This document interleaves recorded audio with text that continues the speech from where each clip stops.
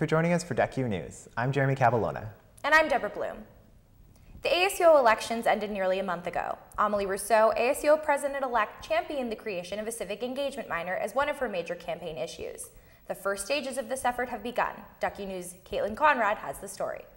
Here on campus, students of the ASUO Executive Board have been working to bring a civic engagement minor to the University of Oregon. Rousseau thinks the minor would give students experience that would supplement their academic career. I think it's important because it grants students some autonomy over their education. They get to get academic credit and support for the stuff that they're already interested in and passionate about learning more about and getting more involved in.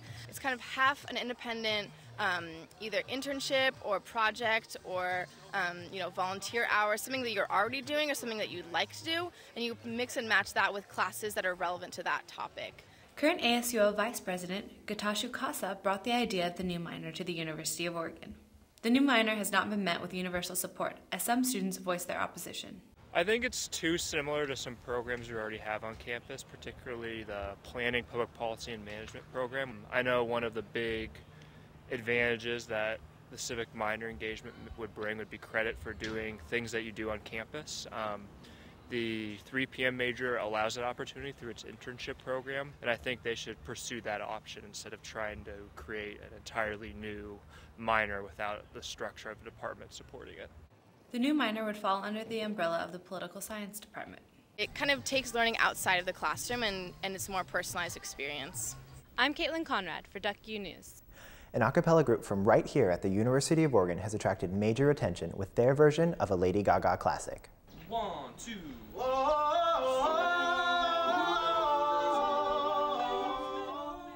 On the Rocks, the UO's premier all-male a cappella group has been making international headlines.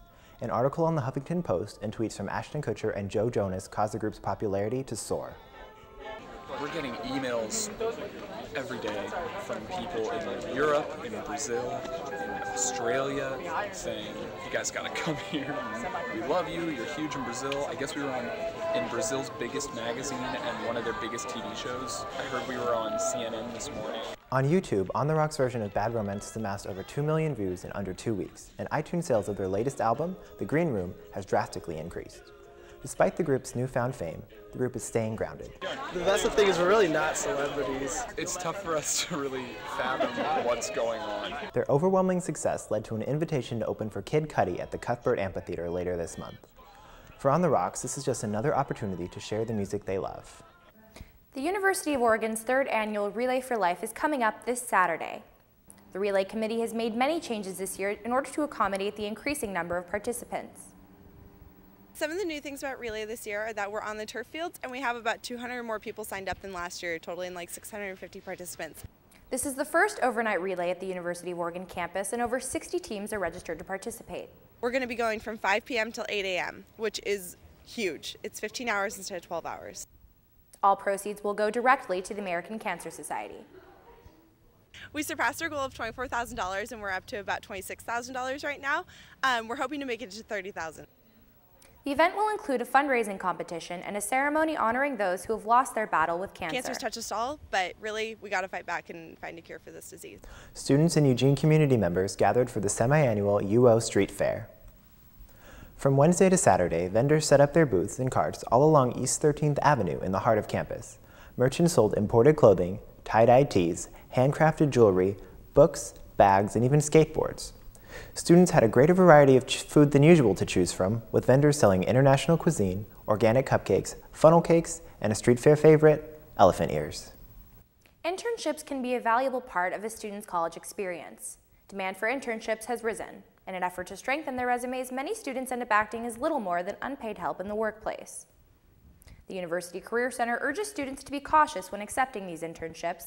Many paid interns have reported working longer hours in different jobs than expected, and the legality of many unpaid internships has recently come into question. In order to prepare interns, the Career Center recommends creating a learning contract with your employer to avoid confusion. So typically through our program, if a student has created the learning contract, which helps to kind of set the guideline and the tone for the internship so there aren't any surprises. And if things do tend to go sideways, at least they have something to point to. It's not a legally binding contract, but it's an agreement. Many students feel that the benefits of an unpaid internship outweigh the risk. It has to be a win-win for employers and for students, and so there has to be like an incentive. I mean, I know for me personally, more than getting paid, I really just want a money portfolio piece. I want just something that is gold on my resume and gold on my portfolio. So I'll work my butt off for you all summer for free, but you know, I sure hope that at the end of the summer, I'm gonna get something that's really, really valuable for me. In addition to internships, many students are choosing to stay in Eugene to take additional credits and find a summer job. It's a research position in the physics department. Not all students are having as much luck finding work. Well, it's actually not an option. I have to find a job. At some point, someone's got to hire me. So worst comes to worst, newspapers, ads for nannies. That's what I did last summer, so at least I have that qualification.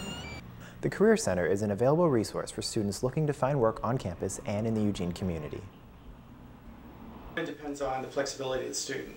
So if they're taking classes this summer, there are some on-campus opportunities that could be available for them. Oftentimes, students opt to stay in Eugene for convenience and economic benefits. Well, I've always stayed in Eugene for positions and stuff. I work full-time and live off campus, and so it's a lot easier to find a place to live, I think, for a full year if you are willing to stay through the summer. That's all for DuckU News this week. Thanks for joining us. I'm Deborah Bloom. And I'm Jeremy Caballona. See you next week.